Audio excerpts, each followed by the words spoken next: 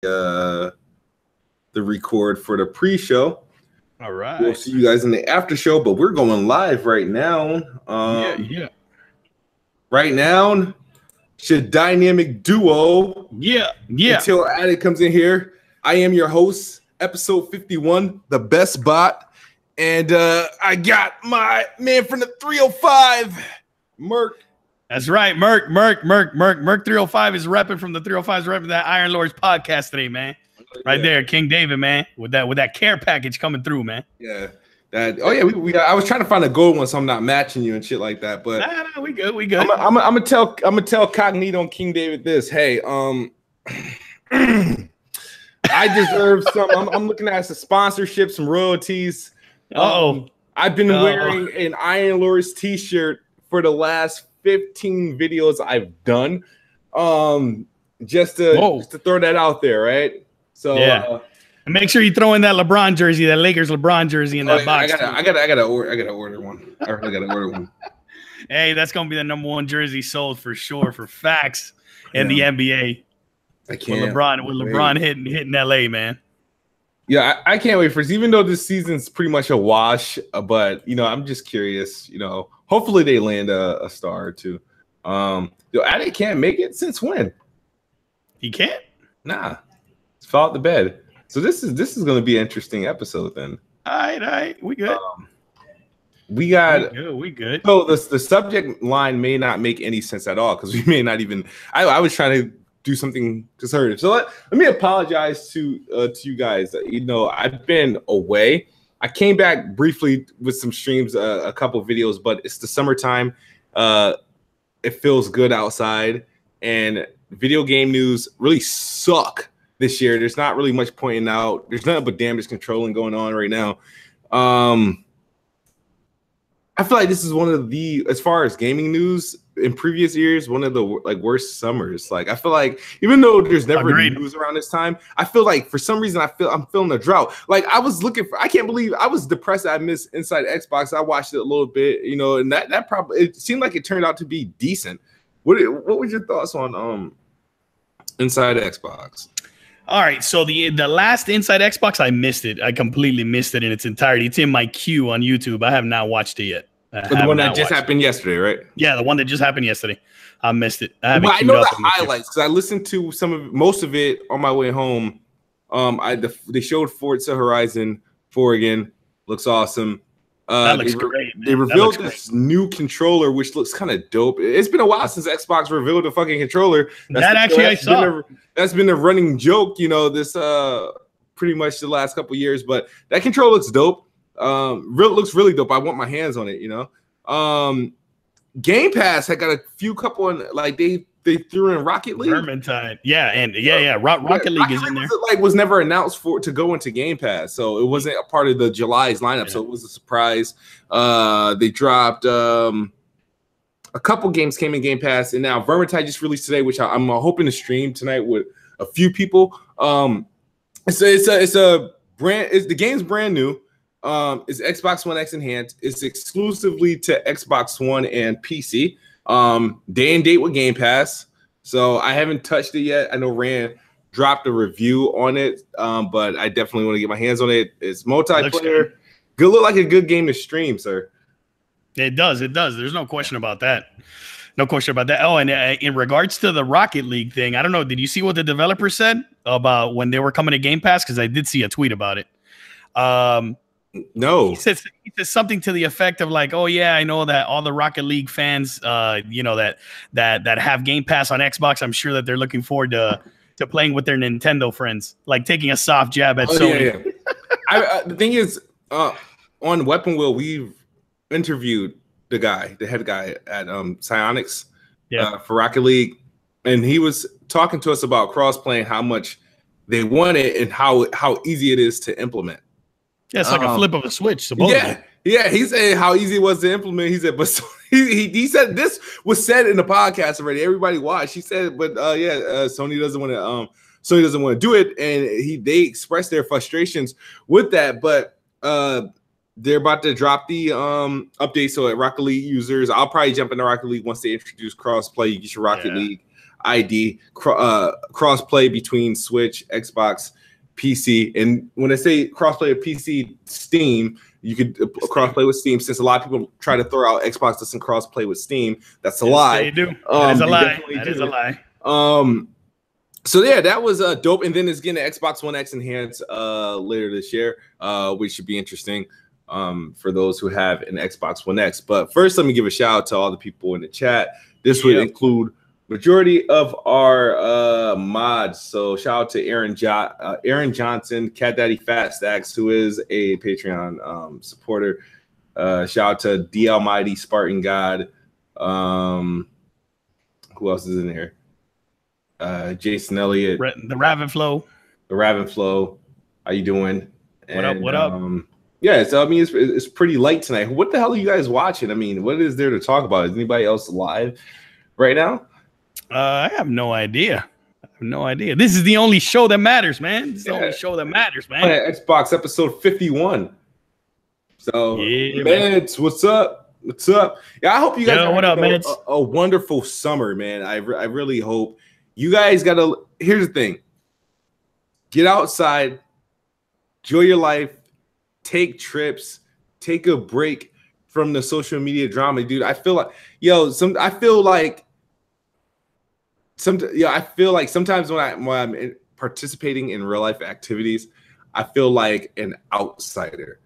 Like after being like glued to my phone over the past couple of years, it's like when you get it and you're doing things and I'm not looking at my phone or not checking for notifications or anything like that. I'm just like, human being. I had a hell of a weekend, It was pretty good. I'm looking forward to this weekend, even though I got nothing planned.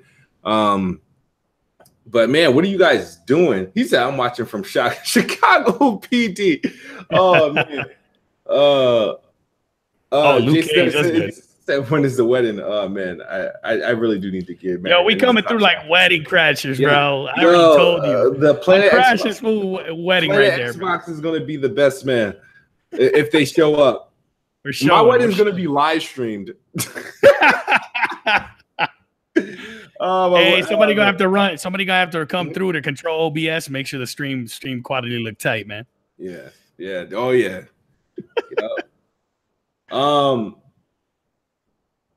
He said the summer views were cracking though. Yeah. Oh, Meds, I miss Planet Xbox. Enough with the breaks. Yeah, we did. The break wasn't that long. We took was it 2 weeks off? 4th of July, and then last week I couldn't do it last week. Why? Because I had to travel to Long Island. Okay, that makes sense. Yeah. So no more breaks. I mean, there's nothing special going on right now. Shout out to my older sister. It's her birthday today. Happy birthday. Happy birthday, older sis. If you're watching, even though you're probably not, I don't even think she knows I do podcasts.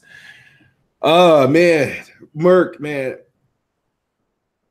What's been on your mind? It's been a lot, man. Let's tackle. I'm gonna have everybody ignore the subtitles, the little subject bars, right? Because we might just talk about all sorts of shit. So Merc, there's a lot. You've been on the show for quite a while. A lot of people may not hear a lot of what Merc has to say. You know what I mean? So, and this is your choice. It's just me and you. It's 50-50, man. What's some things you want to discuss? What should we tackle today?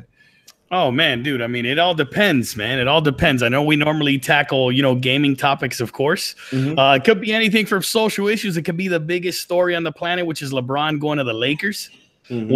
Which why he would go to the Lakers and not go to Philadelphia is still baffling me. But I respect the man. He probably did it for family reasons. I know his kids play out there in LA and stuff like that, so I kind of respect the guy from that perspective. But yeah, man, it could be any one of those topics, man. Which one you want to tackle first? Well, this is Planet Xbox. A lot of people hate when we venture off to something that's not related to PlayStation, Xbox, or gaming, but it's easy to talk about LeBron. Obviously, NBA Live and 2K is coming out. You know what I mean? I'm buying it just on that alone. Which one? Dude. Well, you only get LeBron on the cover if you buy the Ultimate Edition, or whatever the $100 finesse version. No, which game are you buying? 2K or Live? 2K. Even though I got to tell you, live looks pretty good though, man. Live is like damn near 50% cheaper. Yeah, it does. It does. Just to play you, I want to buy 2K. If I want to buy 2K, I'm going to play live, but I would be the dumbass to buy 2K because LeBron's on the cover, and I will buy a physical copy. And I probably buy 2K on PlayStation because I don't play 2K, so I'll buy it for the platform I barely play on. So you talking about PlayStation? I'll buy 2K on the PlayStation like easily. Jason Elliott thinks LeBron's going to average 45 minutes again this year. Nah, I don't think so. I think they have enough playmakers where he doesn't have to overextend himself this year. Now, if they're going into the playoffs and they get into the finals, he's going to average 45 minutes in the playoffs. But I think in the season, he'll be around 35, 40. You guys watch that show Undisputed? Yeah. With Shannon Sharp? I mean, I agree with some of the guys on there, man. I predict it's going to be the Lakers in the Western Conference Final against Golden State. Man, I'm hoping Curry like hurts an ankle. And that's about the only way they're gonna win. I hope the Warriors get upset. But the thing is, there's no team to upset them, other than the Lakers. That I would do. But the thing is, here's what I would tell you what's going to happen with the Lakers. I think Lakers gets to the finals if they acquire Kawhi Leonard this year in a trade. Okay, that I would agree. If they acquire Kawhi Leonard, I think they have enough, but they got to be able to maintain their core. Because I think I like that young talent they have with Kuzma, Ingram. I'm not sure how I feel about Lonzo Ball. He gonna get traded if that Kawhi Leonard trade happens. Yeah, but that's if they accept it. See, the thing is, but the Spurs are being little bitches, so I'm kind of on the thing where, you know what? Let's see who we can get in free agency. But you know who I really want via trade? Who? I want Dame Lillard. Oh, from Portland. Yeah, they're gonna blow. They're gonna blow Damian. They're gonna blow Portland up. I mean, that experiment's over. So he very well may get traded. I can see that happening. What's the 2 guard for the Warriors? What's his name that I'm drawing a blank right now? Klay Thompson. Okay, Klay Thompson. You know his dad used to play for the Lakers. he may sign with the Lakers next in the summer. This is a contract year for him. Yeah. So if the Lakers are smart, LeBron's got 2 to 3 more solid years of playing at this level. If they're smart, wait and see if you can get Klay Thompson next year, and you don't have to give up no picks. Yep. You don't have to give up nothing, and that'll probably diffuse. Golden State will probably break up after this year, to be honest with you, or at least lose a big part in Thompson. They have to. If that happens, they can get to the finals. Who's up for an extension? Klay Thompson, Draymond Green, and who else? I mean, I know Green and Thompson. I mean, but those guys are too huge. Boogie's gonna be there. The only I see Boogie staying is if one of the Klay, KD leave, or because those are all max players there. Oh, 100%. The only thing about Boogie is when have you ever seen a big man like that come back from an Achilles injury? You know I haven't seen anybody come back like that from an Achilles injury. You know, hey, if it's a 2 guard or a 1 guard, all right, maybe they come back solid. But a big man like that playing center, I don't know, man. I don't know. But he plays like a guard. Yeah, he does. He plays like he's big. Yeah, he's a big guy though. He's big center, but all he does is fucking jack up threes and jump shots and shit. He plays like he's a warrior. And right now, I mean, he doesn't come back until when? January or February? So it's almost like playoff time. Lord knows, you know what I mean? So that's like playoff time. But yeah, I mean, the whole thing of LeBron going there, why in the world does he want to go into the West? I mean, I have to imagine it has to be first kids. That's the thing. It has to be first kids. It's like, I was like, man, for basketball reasons, he could have easily gone to 76ers, Boston, or Houston. I think those were all 3 would have been better fits for basketball reasons. It's crazy to see that, damn, for the first time in like 9-10 years, a team from the East will go to the finals that doesn't have LeBron James on it. That's crazy. That is crazy. The last team to go to the finals without LeBron James on it was the Celtics and Lakers. Wow. That was the last finals that did not feature. Crazy. That was the last finals that did not feature a LeBron James. It was the Celtics versus the Lakers. Yep. Look, LeBron James is Kobe's last title. Kobe's last title was the last time we had a finals where LeBron James wasn't in it. You know what? Now you said Kobe. The one thing that I see a lot of disrespect over there. People saying that LeBron James now is the greatest Laker. Slow down with that, man. Kobe. He's the greatest player right now to grace a Lakers uniform. He's not the greatest Laker. I don't know about that. Player to wear a Lakers jersey. I don't know if I agree with that, man. He's already buried in everybody that played for the Lakers. You got him ahead of Kobe? Yes. No. Yes. How's he ahead of Kobe, man? Why do you put Kobe ahead of LeBron? For what? For what reason? All right, so for what reason? There's a couple reasons why, or really two reasons why. There's probably only one reason, and I'm not discounting it. There's two reasons. There's two reasons. One is the obvious, the hardware. The hardware. Right? This guy's got 5 titles, man. Five titles? How many of them are actually his? How many? All 5. All right. He won 3 with Shaq. He won 3 with Shaq, and then 2 on his own. And how many Finals MVPs does he have? I think he's got 2 Finals MVPs. LeBron has more Finals MVPs than Kobe. No, that's fine. That's fine. But the other thing is that you're not taking into account is that Kobe, that killer instinct, man. Like that shit doesn't count.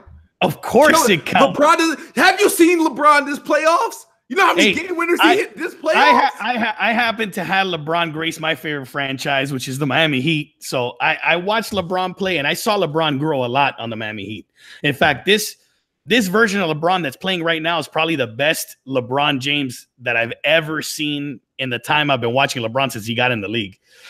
But, I've never seen LeBron to be like a complete killer. Like a complete killer. You know what I mean? Wow. Like, here's the thing. What I hate the term killer instinct.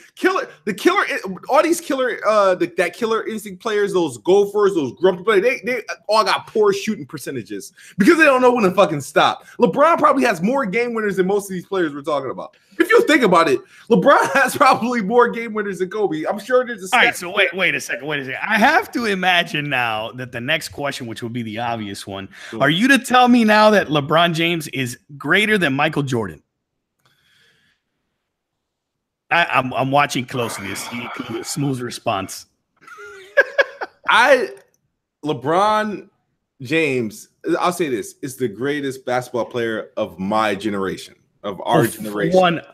So I don't care about Michael Jordan. I watched Jordan playing in prime. Like, I grew up with Jordan, so I've gotten a chance, thankfully, that I've gotten a chance to watch both these guys because, LeBron is clearly in the top 3 to 4 players of all time on my list. There's no question about it. In fact, there's certain parts of LeBron's game that I would put ahead of Jordan. You know what I mean? Like, for example, like his ability to get other players involved, his passing, his size, his strength. Those are all advantages that he would have over Jordan. It's just Jordan is not arguably is probably the greatest scorer of all time, 10-time scoring champion. This guy was an absolute monster. My thing is, if you put Jordan on people in the chat, what is this? What is this going on in the chat? LeBron is better than Michael Jordan. Absolutely not, Mike Larry. No, if you put Michael Jordan on LeBron's Cavaliers teams, right? He'll carry them to the finals.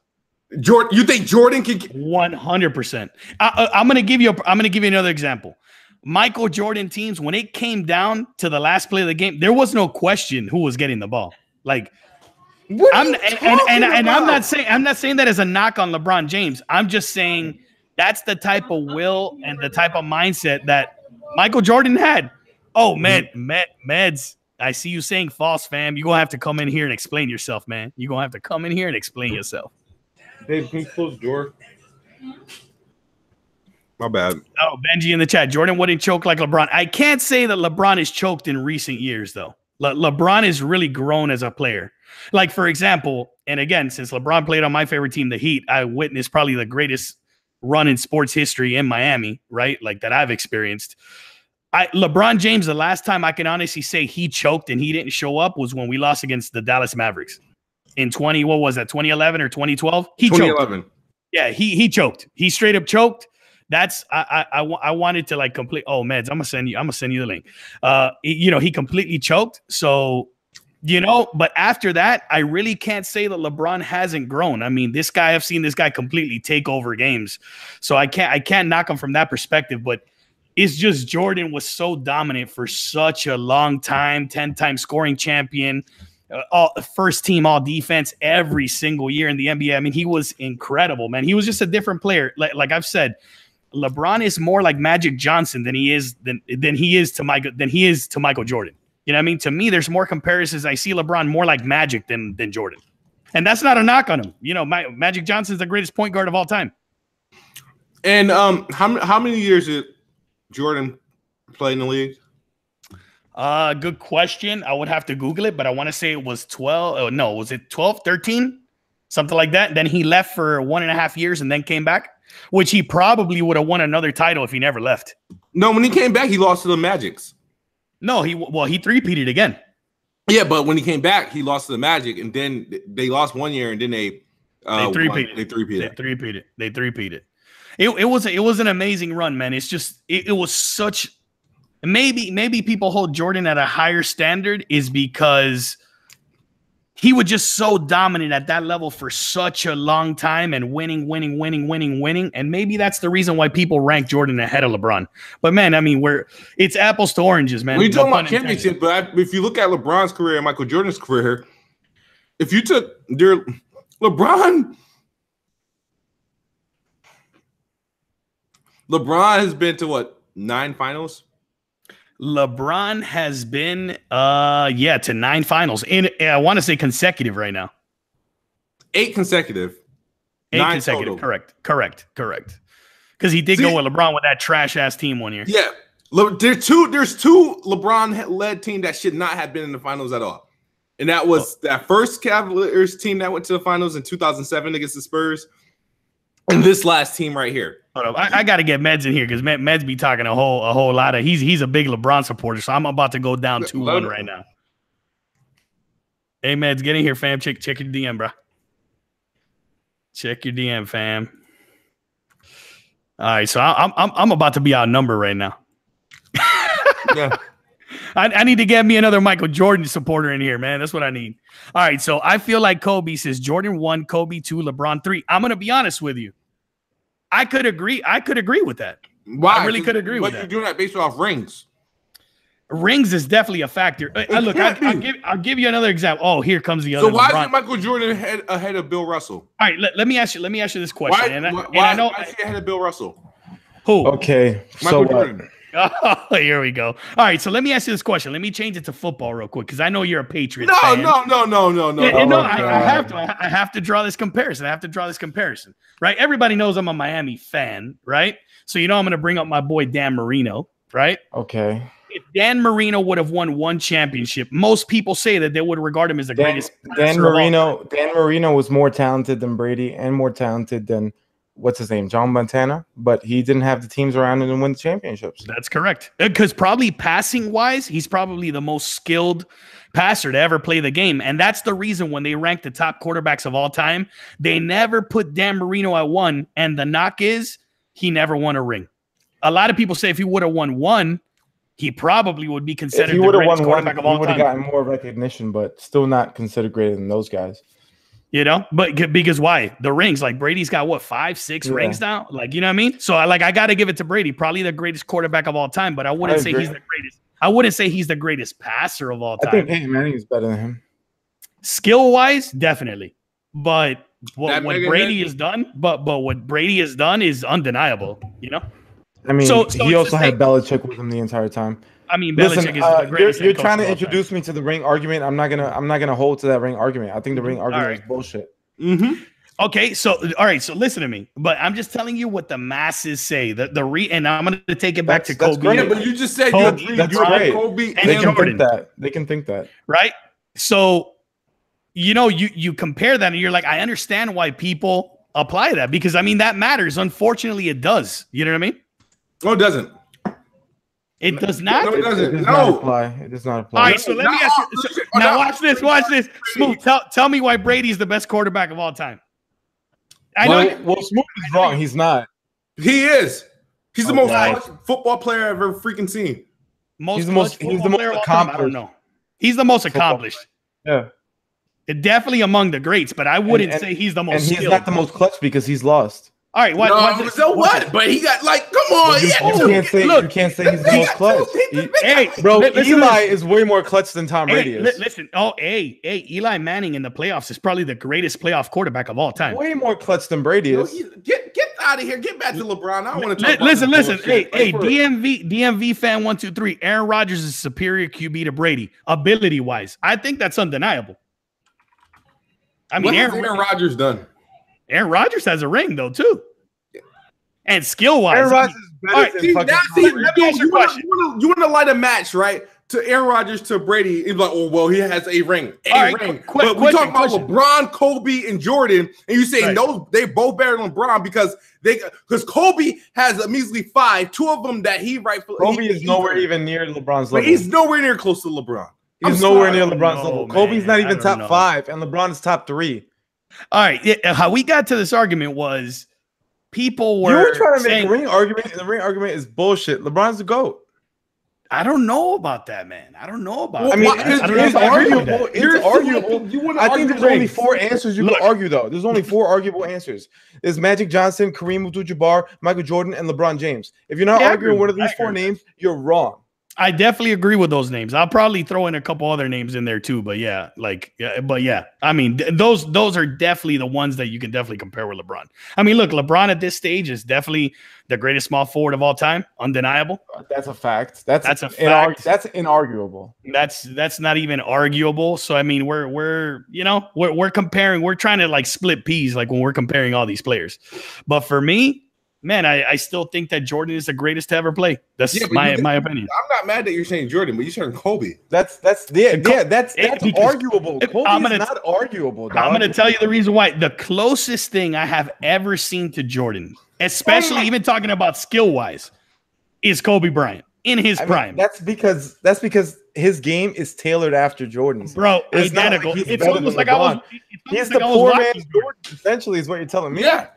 Oh, I don't know about the poor man's LeBron's Jordan, the best at his position. Kobe's not, and will never be second. No, but Kobe will be the second best 2 guard of all time, behind Jordan. I agree For sure. That's not something I'm going to disagree with. And you know what's another 2 guard that people discredit that I put him in the all-time list, and he I don't believe he ever got a ring, is AI. I mean, he's in the conversation in my top 5 for a 2 guard. Dude, AI in 2 guards, maybe number 5. 2 guards. In my top 5 for sure. I thought you were talking about the top 5, 10 ever. Period. Oh no, top 5 players of all time. Kobe's definitely in that conversation, man. So you're saying the second best shooting guard, in your opinion, of all time is better than the best small forward of all time? They just happen to be 2 incredibly talented players. Oh god. Kobe's not top 10. OBJ in the chat. Top 10 all time. I'll let you know that right now. OBJ in the chat, exactly. Merc, Kobe's the closest thing to Jordan, but still far away. I'll name 10 players better than Kobe right now. Shouts out to OBJ in the chat, bro. Shout out to him for sure. He's awesome. Yeah, I mean, look, maybe because a lot of people would tell me, "Oh, Merc, you know what, bro? You're jaded because you grew up in that era." And maybe that has something to do with it because a lot of people that'll say LeBron's the greatest of all time is this era. A fadeaway jumper, like, come on, man. Like, this is like Kobe was incredible, man. Now I like Kobe, right?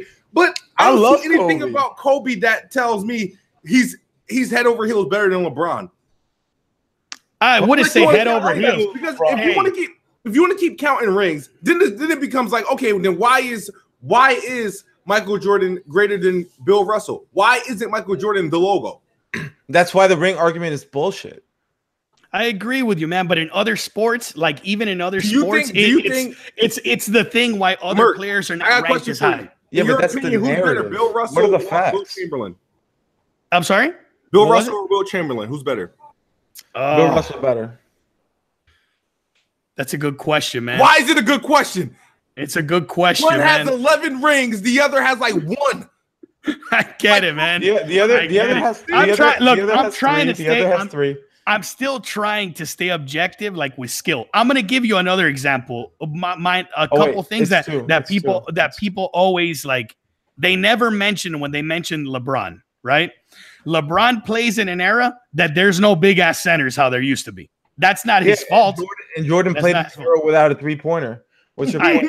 There The best 3-point shooters, the best 3-point shooters in the league at the time. No, were on his fucking team. No, they were actually called three at the time. In Jordan's time, 3-point shooters were considered 3-point specialists. Like nowadays, you have to be able to John shoot. Paxson. Like the game is different. Who played for what team? No, but listen. Can you imagine if like LeBron was driving against like a Shaq in his prime? Like Shaq is going to put LeBron in the first row. You know what I mean? Like, I mean, Shaq eliminated Jordan out of the second round of the playoffs. So I believe, yeah, 1 year.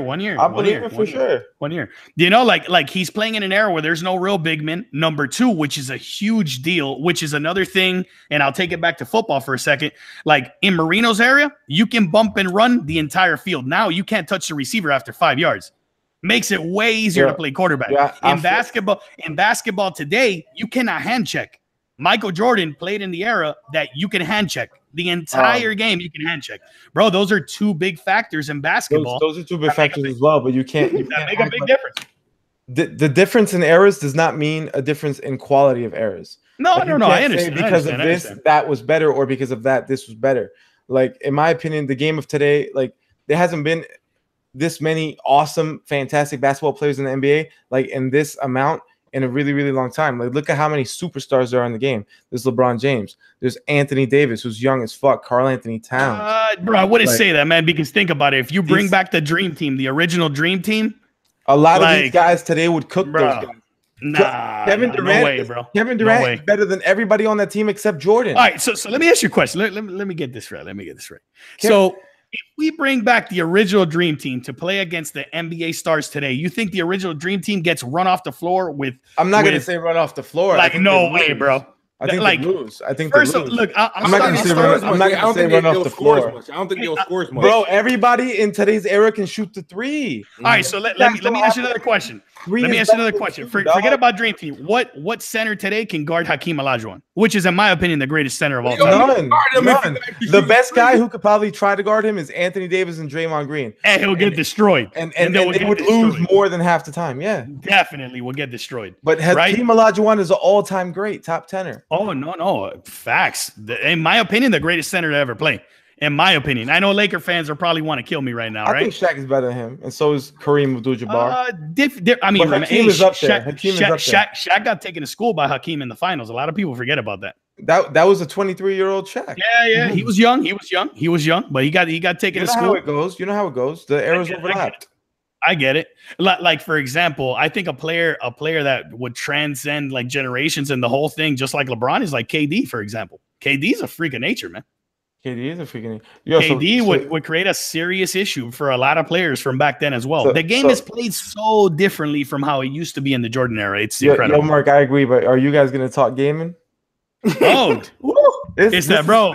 I forgot. I thought we was just talking in Discord, but this is playing Xbox. What are we doing? Hey, you know what it is, man? Is that, man, when we start talking sports, I can talk about sports as much as I talk about gaming, man. I ain't gonna lie. Hey, yo, best spot. Take the wheel. Take the wheel, man. All right. Jordan is the GOAT, baby. Woo! It's LeBron. Anyways. Hey, Charles Barkley, sir, would destroy Draymond Green. Go ahead. Charles Barkley. I'm going to shut up. Steve. Let's stop to go Kareem. Right. My bad, guys. No, good talk. Yeah. So, Game Pass, right? Yeah. They added Vermintide. They added Rocket League this week. Yo, what is where do you see Game Pass, right, a year from now? I mean, I'll take it first, right? I mean, I'll preface this with I have Game Pass paid through December of this year. All right, I have bought a year of Game Pass, and at first. And before I even say what I'm going to say, a lot of people at the beginning used to put a very negative connotation on Game Pass, especially when they announced that all Xbox first-party games going to Game Pass, this, that, or the other. But if you look at the long play, especially like you said, like a year from now, and even now, like as it stands right now, there's 180 games in Game Pass, which means you can walk into a store, buy an Xbox, right? Pick up Xbox Live Gold, pay $10 a month, and now your kid's got 180 games to play. I mean, bro, it's an incredible value deal that you really can't ignore now. It's probably the best value in gaming, hands down, right? Yeah. And that's only in a year from now. In a year from now, we're talking about Gears 5 is already released, right? Forza Horizon 4, which releases later this year. And a lot of us are rumoring or expecting Halo maybe to drop in 2019. So that means Halo is about to drop into Game Pass if that holds true. Man, it's starting to steamroll into something, man, into something that's very hard to deny. And I just see like there's nothing on the other platforms that are really like competing with that. So if you just think about just in the last year how much you've seen Game Pass grow, I've seen people kind of take the negative connotation off of Game Pass now. Like it's no longer like the butt of the joke anymore, you know? Yeah, because when you get like, like I said, Vermintide looking like it's about to be shout out to Meds, man. Thanks. Yeah. Vermintide looked like it's gonna be like a hit. Like I said, I can't wait to play it. So I was like, I can't wait till we end this shit so I could, get on and play that. Like I said, all it needs is just a little bit more third-party support. Shout out to Bethesda. They put their games on there, whether it be Fallout 4, the Fallout 3s, the Oblivions. They put the Elder Scrolls Online's in there, right? Yeah, I believe so. That's crazy. Forza is the next big, I think, game to go in there, at least that we know from. We know Ashen and Below are both going in there day and date, which are also going to be some breakout hits. But I see Game Pass in a year to be, even though it's playing a role now, I think it's going to be a much more important role at Xbox a year from now. Like it's going to be like, I'm trying to think, like, for example, like I know they did it for a brief time, but like when you buy a console, it's coming with Game Pass. There might be, I think Games with Gold might go away and they might revamp Xbox Live and have it centered around Game Pass a little bit more. 100%. So I won't be surprised if I know for a fact PUBG is definitely going to be going in there. There's going to be a lot of these games like Minecraft is going to go in there. Master Chief Collection. Yeah, Master Chief Collection. A lot of these online only games like that rely on player base and player count. Don't be surprised if you start seeing those go into the service much more often. PUBG's going to be there. Yeah, I said PUBG. 8 million copies, and it's funny. I don't want to get off the Game Pass thing. Yeah. But, the fact that PUBG has sold 8 million copies, or I know they said 8 million players, but come on, it's got to be close to 8 million copies sold, right? I know they're not giving us fixed numbers.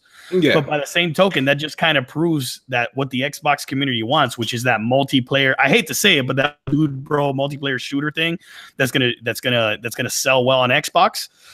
I think that since all these first party games are dropping in Game Pass kind of day one, I wouldn't mind if Microsoft developed like a new first person shooter. Like imagine if they would have like locked down what was that game that it was on EA? Jesus Christ, I'm drawing a blank right now. Yeah, Titanfall. If they would have locked up Titanfall exclusive just to Xbox, how much of a system seller that would have been. If they would have announced like Titanfall 2.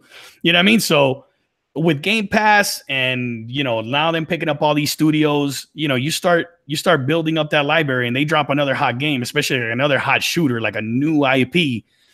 Man, it could put Xbox right back where it was like last gen, Yeah. I think Game Pass and then buying them studios, obviously, it was crazy to think it's like in order for Game Pass to work, you have to have content. Consistent content, like you have to keep it up, and Microsoft wasn't going to be able to do that with 4 studios and some third-party deals. You know what I mean? It would have been just so the moves they made, and now you think about it's like okay, and whatever teams they add, they're gonna they're up to what? How many studios do we have now? Okay, so it's the 5 they added, 3, 4, 3, the coalition. So what? 7? Is it 7? I want to say it's 7. I want to say it's 7 total right now. How many does Sony have right now? That's a good question. I have no idea. I think it's slightly more than that.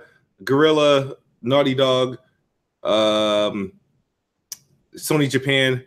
Almighty Spartan God, 11. They have 11? So 11. You tell me Microsoft got to buy 4 more studios. That's it? Make it matter. The rumor is supposed to be they bought another studio or two. Yeah, I believe they have, and I gotta check my Xbox Live messages because I have a leak Almighty Spartan God actually corrected us. He said Xbox has 11 and Sony has 13. Wow. See, so next year, this is the only reason why I can't wait till next gen is because it should be an ongoing like release. Like there should be no gaps at that point. It's 13 to 11. There should be no gaps. And we'll see what Game Pass is gonna do. I'm still waiting to see who buys in, because right now those B titles, indies and B titles, not those third-party B titles and indies are going there day and date. We're not getting like the big people. Like I was hoping Tomb Raider goes in there day and date. I wish NBA Live went in there day and date. Yeah. I think some big third-party titles that like Vampire should have went there day and date, who would definitely benefit off of it than just going out there and winging it. But I agree with that. You know what? I don't see that while this gen is almost over. Let's say there's a year or two left, like generation. Personally, I think that this gen will end in 2020, not 2019, how people have been saying. Yeah. But I think that's something that we'll start seeing next generation. You know what I mean? I really do think so. I just think it's the evolution of gaming, just like how I think crossplay is going to be a real thing across platforms like next generation. But the thing is, Play Anywhere didn't pan out that way. Because Play Anywhere was a way that, you know, third parties can buy in to it, and third parties didn't really jump on it. I think the only third party games that did Play Anywhere, Shadow of Mordor, Resident Evil 7. Yeah. Shadow of Mordor is the only one that really popped in my mind. That's the only game I was really interested in. Let me look at my dashboard on my PC, because I have all my Xbox games that leaky. I'm waiting for crossplay and PC. Yeah. Let me tell you, I think crossplay is going to be a thing next generation. I think that's going to be the standard. Only if the gaming society let Xbox win. If Xbox win, it'll be a thing. You know what, man? I'm gonna say it right here on Planet Xbox. I'm gonna say it right here. You know why Sony don't want crossplay? I'm gonna tell you why Sony doesn't want crossplay. They don't want crossplay because the minute that happens, right? And don't get me wrong, games sell. If Sony serve first-party studios, their games are great. They're still gonna sell a shit ton of consoles. I'm just saying that if all you do is you play Call of Duty and all you do is you play like these casual third-party games like Madden, et cetera, man, you won't be forced to buy in a PlayStation. You may buy a console that has like the best features or the better service. I mean, right now, from the services perspective, Xbox is killing it. They're just lacking in the games big time. You know what I mean? So that'll kind of change the approach on another line that Sony's got in the water to reel you into the PS4. So I understand from a business perspective why Sony's doing it, but I don't care about Sony's business. I want to be able to play. I want to be able to play on any console I want to play on. You know, even though I like the idea, and a lot of people try to come at me. I'm seeing people damage controlling right now. I've been preaching the idea of crossplay ever since Fable Legends and Gigantic was announced, like back in 2014 and 2013 and stuff like that. I've been talking about crossplay and playing on other platforms. It's something I always brought up, but I didn't know it would be this big a couple of years later. And by next generation, it looks like it probably may turn into a standard. But who knows, you know? But now that we're supposedly 12, 24 months away from next generation, man, how would you summarize like the Xbox One and like the PlayStation 4? Well, not the PlayStation 4, but the Xbox. Like, can you sit back and after it's all said and done, we're probably going to close out with Gears of War 5, Crackdown, and Forza Horizon 4, maybe some Battletoads game, and maybe Halo Infinite's a cross-gen game. Halo Infinite will be cross-gen. I totally believe that game will be on the next Xbox, the X and the S. That'll be one of those few cross-gen games, like Last of Us for PS4 was. Yeah. Who do you think? What is your thoughts of Xbox One as a whole this generation? Just judging by their game library, how would you summarize or grade the Xbox 2013 to 2019? Like, oh man, that's a loaded question, right? Obviously, I was disappointed with the reveal, but at my core, when it comes to consoles, I've always been an Xbox fan. right? The most fun, like a lot of my gaming highlights, especially since multiplayer was a thing, which was really from the 360 era on, right? Like I remember like when I booted up the 360 and you heard voice chat for the first time, that kind of really like blew me away. I had played online like on PC and the PS2 in the past, but hearing voice chat for the first time really blew me away, right? So that instantly, obviously Xbox Live made me like an Xbox fan. And those, you know, some of the gaming highlights that I've had even this generation, don't get me wrong, Sony's had great games, you know, Uncharted 4, et cetera, et cetera, et cetera. But still, some of the most fun I've had, and maybe it's because of my friends that I play with right on Xbox. Like we spend a lot of time playing Xbox together and stuff like that. Yeah. You know, from that perspective, I've had the most fun on Xbox. And it's because of the people that I play with on Xbox. And it's because a lot of those core games that Xbox has, even as much as people love to say, oh, Halo, Gears, and Forza, and they make a huge, funny, you know, joke about it, right? The truth is that those are franchises that I want to continue to keep playing. Those are some of my favorite franchises from a multiplayer perspective to play, because I love to play a lot of multiplayer, right? Yeah. So from the game's perspective, obviously it's been disappointing that they haven't had that, like, that one hit game, you know what I mean? That's really like come out and kind of like set the gaming world on fire. So if I had to give them a grade, man, I'm going to do it in numerical format. I want to say a 7, man. That's probably what I give them, a 7 or an 8, like in that range, you know?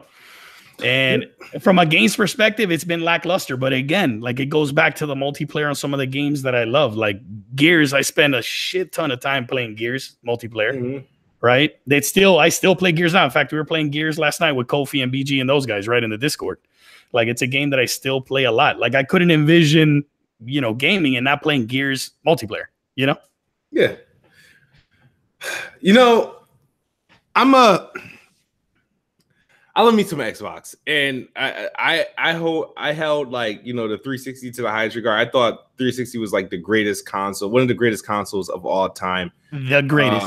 It's like the Michael Jordan of consoles. It's like I can still to this day name you every launch title game I bought with it. I remember putting the 360 in my book bag and bringing it with me to school, because we had like, you know how it's towards the end of the year and shit like that. You get ready for summer and your teacher don't give a fuck. Like I put the 360 in my book bag, brought it with me, put it up to the little TV, and just know I was the only one in my class that had one. Yeah, I was the only one to have it. And so people were like, Smooth been repping the Xbox from the get-go. Yeah, I was the only one to have it because it was back then. It was still on like a shortage and shit like that. So, and I remember playing 2K 5 or 2K6 with my classmates, putting Perfect Dark on and having a controller. I remember I bought 4 controllers for my 360. It was like, if like the 360 to me was like a 9.5, right? A 9.5 out of 10. It would have been 10, but I think what happened was as the generation started to dissipate and I started venturing out and doing music and dating and shit more, the 360 was less of a priority to me. So I didn't like, my enjoyment of it didn't last all the way up into the Xbox One. I was just playing Halo, Gears, and maybe Call of Duty during the end of the 360's life cycle. It was just Halo, Gears, maybe Call of Duty. Halo, Gears, like I would live off those games. Like I didn't need anything else.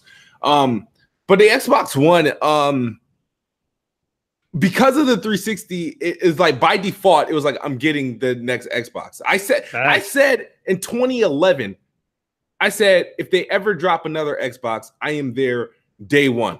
Yeah, like and 100%. And because of that, and now at this point, by default, the next Xbox, I would never pick a PlayStation, like the next PlayStation over the next Xbox first, unless it comes out first. Like, I mean, I'll buy it, but I will always get another Xbox. Like right now, I'm already purchased the next Xbox, right? So by default, it's just whatever. I'm buying it day one. It doesn't matter. Yeah. So the Xbox, this generation, I will agree, they did not have the generation defining game. No, they didn't have that marquee, like, man, you have to have an Xbox for this.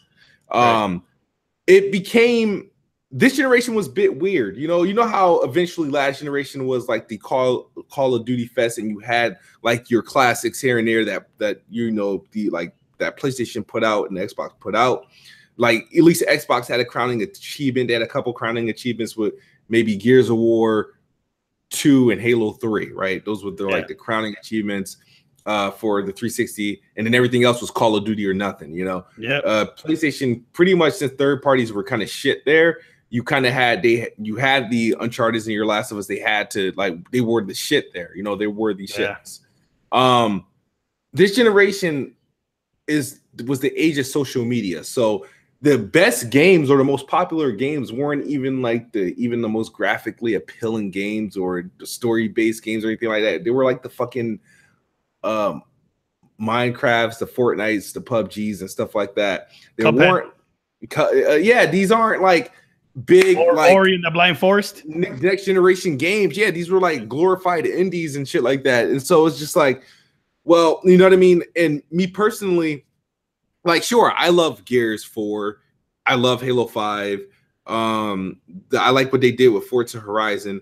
But no, and I like the new. I like what Sunset Overdrive was. Quantum Break, I felt like needed another chance. Record could have done better. Rise is always a memory.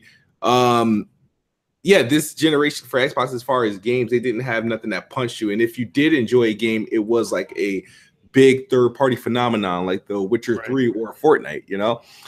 So when you think about it on that point, when you look at his games, it's like, man, I wasn't really that impressed. But what I was, thanks to YouTube, Twitter, and Xbox Live, I did have the most fun this generation and on Xbox. I had the most fun on Xbox, whether it be playing games, multiplayer, live streaming. I remember when I wish Titanfall remained exclusive because I thought Titanfall was it, man. Yeah, I thought Titanfall was it, man. I remember that's the game that I still tell people could have changed the generation for Xbox. Yeah. Facts. But you know, our friend Terry Myerson decided to fuck that up for Xbox, which is why we're in this mess right now. And for those that don't believe that, what a coincidence that Terry Myerson leaves Microsoft, and now all of a sudden Xbox has a budget. They buy 5 studios and they're working on a whole shit ton of games. What a coincidence. Yeah. But yeah, if I had to give this generation a grade, man, for Xbox, I'd give it. Damn, age means a lot because the type of stuff I was enjoying back during the 360, like the time, what defined my time back then was a lot of the stuff that I was going through. So a lot of stuff was new to me. I was a teen, you know? Right. To give this generation, I look at it as like it was an okay generation as far as games, you know. So I would give it a 7 as well. But it didn't stop my fun, like enjoying the kind. If you take your emotions and console debates out of it, I thought it was a real fun console. I still enjoy the ecosystem. It's the most consumer friendly console. I enjoy all the services the thing has. I just like turning it on, like and playing around with it and stuff like that. I give it a 7. The Xbox One X is, I wish this was like, you know, the console. I wish the Xbox One X came out maybe a year or 2 earlier. But that would have made a difference too. Yeah, that made a difference. But then Sony started dropping that fire. Yeah, that's the problem. I feel like Sony with the PlayStation, they did a good job closing out their generation. But the thing is, on PlayStation, even I own a PlayStation, so it's like I'm not missing anything. It was just never my primary console, so I played the games I needed to play to get the most out of that box, right? But I can't imagine let's say if I would have went full time on PlayStation, like it being my primary box, I don't think I would have had as much fun because even when I do play multiplayer, I don't have fun there. Right. I agree with you. I tried to do The Last of Us, the Uncharted. I did Uncharted betas, did the Call of Duty beta there. The most fun I've had on PlayStation was playing Battlefront 1. And that's because I was really good. Like, I was good both on PlayStation and Xbox, man. But nobody wants to watch my bang bang I'm a beast videos from Star Wars Battlefront. Like, I was tearing asses up. But the link will be in the description. But the Xbox, this generation is a 7. I mean, there was a lot of things they could have done better. But I think overall as a platform, if you ignore the bullshit, like the Xbox good platform, it's a very good platform, a very fun platform, and I enjoy playing on it. You know what I mean? People try to make you feel crazy for liking it, you know what I mean? Because it didn't have so-and-so type game or a game that played exactly like this, but the games that it did have, I didn't hate, you know? Yeah, I'll tell you a story. A lot of people love to say the PlayStation has the greatest UI. All right. So I boot up this dusty PS4 Pro that I have, right? Mm-hmm. I turned this thing on because I was going to play that ultra casual game called Fortnite, which, by the way, I've seen the light. Fortnite is actually, when you get a hold of what you're doing, it can actually be pretty fun, but you got to run with a squad of people in order to have fun with that game. But anyways, I'm trying to get into a party. It is the most clunkiest disaster of a UI to get into a party, right? Xbox, yo, it is the simplest thing for you to get into a party. It's so much easier. I don't know what it is. The Xbox just makes it so easy to be social with people. I don't know what it is. It's hard for me to explain. I can't put my finger on it, but the PlayStation, the UI is trash, man. That's part of it. Like, for at least for me. You know what I mean? The Xbox, I think from that perspective, they got the right combination going on with the UI that they got right now. I hope that they stick with that UI that they have right now. See, that's the thing. A lot of people like the blades on the 360. I like this Xbox UI, and I like how the crazy thing about Xbox, it evolves. So it just seems like it's maturing with time. The PlayStation is just what it is. Like from I think it had maybe one or two major updates, but I don't think it changed the scenery. The Xbox, like if you look at the Xbox from 2013 and to look at that shit now, you would think you played on a generation. You would have think you jumped generations. It looked like Windows 8, the Windows 8 UI when you booted up that day one. Xbox. Yeah, the little blocks. I remember I had this like strong blue of my colors, and I'm like, you know what I mean? Hey, Matt in the chat, PS4 UI is ass. Agreed, bro. And then there's other people saying lies. No, man, it is. I'm gonna say your Xbox, bro. You'll see. I'm gonna say this because Frog always try to make up this argument and try to lose his mind over the Xbox UI, like it's like hard and shit. This shit is I don't get it's so clean, dog. Like I got like my Gears War background, and I like it. And they're changing up the store. It's like they set it up to the point if they do drop the next Xbox, I expect to turn it on and it look exactly. It'll be an update. The Xbox One, they're gonna do like Apple does it. You know how Apple. Even in the next iPhone is going to be the same shit. It's just your old iPhone's going to update. They're going to fuck with it to make you upgrade, but it's going to update to look like the same shit, right? Agreed. And when the Xbox is like, sure, the Xbox One's got a couple more dashboard updates it's going to get. Next generation, when you turn on your Xbox, it's going to have that dashboard. You know, I expect what the best thing that's going to happen. That's going to be good about the next Xbox is that we're going to turn on our Xbox, right? We're going to turn our Xbox for the first time, sign into our account, and we're just going to go to My Games and Apps and play the games and launch the games immediately that we had from OBJ going in. OBJ going in. What he's saying? They literally didn't create a new first-party quality AAA IP the whole generation, and y'all give them a 7? Yeah. I do give them a 7, man. I give them a 7. You know what? It depends, like, see, I don't know. Everybody has their reasons of what defines a generation or what defines a game, what a console needs to do. At the end of the day, how I grew up in playing games, I always looked at my game console as a machine that plays games. Like I never had like this attachment to the thing where like it has to provide. It's just always been a place I go to play games. And my Xbox has been that machine.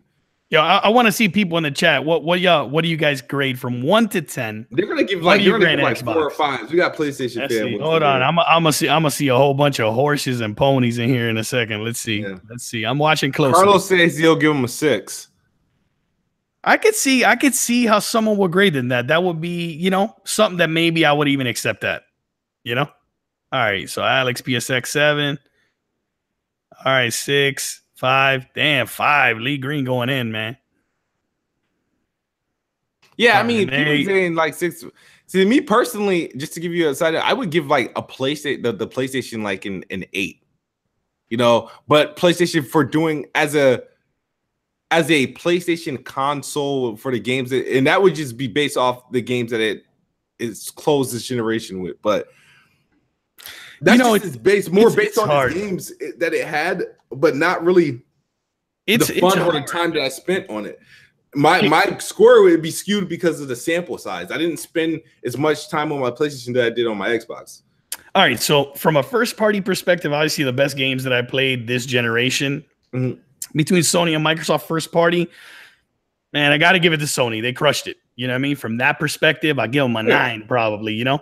But if we're looking at it from a most fun I had on the console, nah, man, I mean, and it's probably skewed because of the same reason. Like most of the people I know play on Xbox, you know, and especially when they brought in the whole, you know, play anywhere thing. Like how many times have we played Gears and I'm on my PC and we're playing, you know, we're cross-chatting, you know, with everybody else, you know?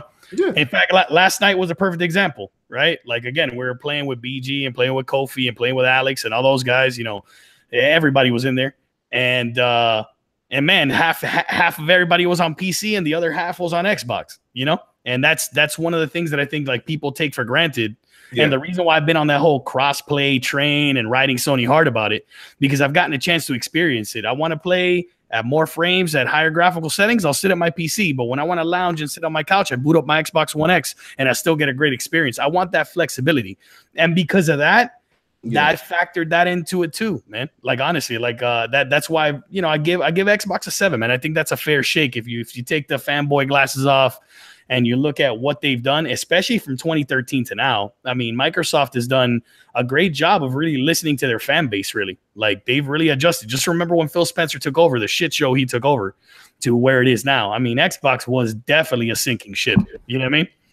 So, man, I commend them for it, man. This generation is just about getting wrapped up, man. And I give them a 7. I think that's a fair shake. Yeah, I mean, yeah. You know, I mean, hopefully, I'm curious to see how they close out this generation and how they introduce the next generation. Since I seem like the way that Xbox is moving, it seems like it's moving in a different direction. It doesn't seem as traditional. I feel like the Xbox One X was a bigger deal than the PlayStation 4 Pro. I feel like the PlayStation 5 would seem more like a true generational difference than what the Xbox 2 would be from the Xbox One, because I feel like a lot of things is going to be seamless between the Xbox. There's all your Xbox consoles are still going to be getting the same games and whatnot. I agree. So I don't know. I'm just curious to see how it goes, man. And like I said, I've never been in any years before this generation. This generation, I think, was been the generation that's been focused more on exclusives. And look, I mean, games matter. There's no denying that. They do matter. They do. I mean, games will always matter. That's what we play them for. Yep. You know? They do matter, and I commend Sony for that, man. They're crushing it. There's no question, and they still got fire in the pipeline. You know, Ghost of Tsushima is coming. I don't know about what everybody in the chat thinks or what you think about the game, but you know, that E3 showing Ghost of Tsushima, that game went from it's not on my radar to I'm gonna buy it day one. It's still not on my radar. It looks good, but it's not. It looks good, man. It looks real good. Again, maybe the game ends up being trash. Who knows? But I mean, I don't think it'll be trash. I think it'll be like it'll be an average game with some awesome graphics. You know. I want to see how much Pony does. We got in the chat. Everybody, give me the score on what you think Sony's. What do you rate from 1 to 10? You're gonna see a lot of 8s and 9s. Yeah, I think 9's a fair number, man. They crushed it. They did crush it. I'm interested to see. Okay, how long do you think until the Xbox One X replaces the Xbox One S as the base console? I actually believe the Xbox One. A year. Yeah, you know what? The minute it drops down to 300, it'll do so. Because with the Xbox One S is going to be what, $100 soon. Like, you know what though?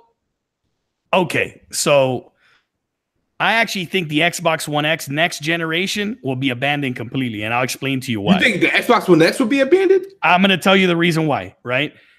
Okay, so everybody knows about the CPU shortcomings in the consoles right now, currently in the PlayStation, PlayStation 4, PlayStation 4 Pro, the Xbox One S, et cetera, et cetera. If you know, everybody has heard that comment of Phil Spencer, oh, we're working on the next generation Xbox consoles in plural. What I believe is they'll probably launch an Xbox One or an Xbox 2, right? Double X, whatever it is, with that same 6 teraflop GPU with a better CPU in it, which, by the way, Smooth, you predicted that. So I'm stealing that from you. I'm going to take credit for you on that on the next Planet Xbox when they launch a new console, just letting you know, right? And then they will launch also a higher, you know, teraflop count console like the X version of that console. Yep. Right. And a lot of people are rumoring that. The Digital Foundry's rumoring that too on one of their videos that they released a couple weeks ago. I think that's the approach they're going to get so that they can get a console in a home at $349 or $399, because there's no way that a console is going to do 4K 60 at $400 or $500 in the next 24 months. I just don't see it happening. The Xbox One X right now is $500. Like, how are they going to launch a 4K? So you think you're going to have a $400 and a $500 box, pretty much? I believe so. Yeah, so the Xbox One X would if you take, I don't think the Xbox One X, because I think it's 12 gigs of a GPU. Like that GPU is first party games, I could see it going all the way back to the X. Like to the Xbox One X right now. I think third party though would abandon the Xbox One X as well. Because my thing is, it's like, okay, if you think about it, right? What can they possibly? Well, you're gonna have a 30 frames per second box and a 60 frames per second. Like, I don't get it. Like, I'm curious. It's like saying right now, for example, you have choice right now. If you don't care so much about all the anti-aliasing and the upscaling and the better graphics and the better textures, you get an Xbox One S. Yeah. If you want the best possible experience on console right now from the Xbox platform, you buy the Xbox One X. I kind of agree with Digital Foundry. They're going to give you both those options day one. I don't know, man. It's difficult, and I hate talking about it. You know what I mean? Because it's difficult. We could be wrong, by the way. We could be completely wrong. So I really is that I need to know. They need to. And question for you though? Who you think is coming out in 2019? I think Sony's coming out 2019. I really do. But you look at the rest of their lineup; they look like they still going into 2020. I don't think all those games they showed at E3 is 2019. I mean, if that's the case, I mean, I have a feeling next gen should probably start in 2020, right? That's what's most feasible from the technology that's available to the price point. That's where I'm coming from. But, there's a lot of people making videos and rumors and this and that and the other that 2019 is the year. I'm not so convinced that 2019 is the year. Just because of cost. It's the cost perspective of it. It's the monetary. They ain't going to launch a 4K 60 box that's going to come out in 2019 for $400, and they sure as hell ain't going to make the mistake that they did with PS3 and come out with a box at $600 and to go tell you to get a second job. They're not going to make that mistake again. Part of the reason PlayStation took over this generation early is that they were $100 cheaper and they had honestly a better box out the gate. That's the reason why they got off to an early lead. Price is a thing. That's the reason why the Xbox One X is not. I don't think any of these. But I'm telling you right now, and I got a PlayStation. I got a next Xbox riding on this, or I got to buy BG another PlayStation. Nah, you gonna write it on a box? He says, and mail it to him, finesse him, bro. He says that I think by at minimum both PlayStation and Xbox next year are next gen are both $500 minimum. $500 minimum. I can see that. I don't think they're launching at $400. I don't see it happening. Oh, I see. We got a question in the chat. He says, LOL Merc, $2 question. Why did Xbox rush 360? Simple. They wanted to beat PlayStation to the market by a year. That's the obvious reason why they did that. They did that so that they can get the 1 year head start on Xbox. I think both Microsoft and Sony know when each other are launching because they're in talks with AMD to roll out. Yeah. They know the technology is coming down the pipeline. There's no way that either of them are going to allow the other team to get a 1 year head start ever again. Yeah. That's not happening. That's definitely not happening. Those are both launching together. Yeah, because Microsoft's release has been on par, with PlayStation ever since the 3. If they're launching earlier, they're launching at the same time. Or fairly close, and that's smart. You want to do that. Yeah, I agree with Benji in the chat right here. 400 is the winning number. They want to get in households off the gate. That's the reason, exactly for what you said. That's the reason why I think that Xbox may launch with 2 consoles, to be able to launch a console at $399, like the S now. It's going to allow people to get into next gen at that cheaper price point. Maybe it's not 4K 60, but maybe it's 1440p 60. You know what I mean? I think that's a real thing. The Xbox One X? Like, I don't get... Like the Xbox One X with a better CPU in it. I don't know. I think they find a way to extend the life cycle of the Xbox One X. I think the Xbox One X is just the base version of the next Xbox. It's possible. Because it has to be. Like, I think that's how they find a way to keep a $399 console or keep like to get the most profit out of their box. Because you don't sit there and put out a $500 box only just to have a life cycle of 2 years on it, dog. Like, nah. It's the Xbox One X is literally, the dev kit for the Xbox One X is it's like the CPU, right, is capable of 60 frames easy, right?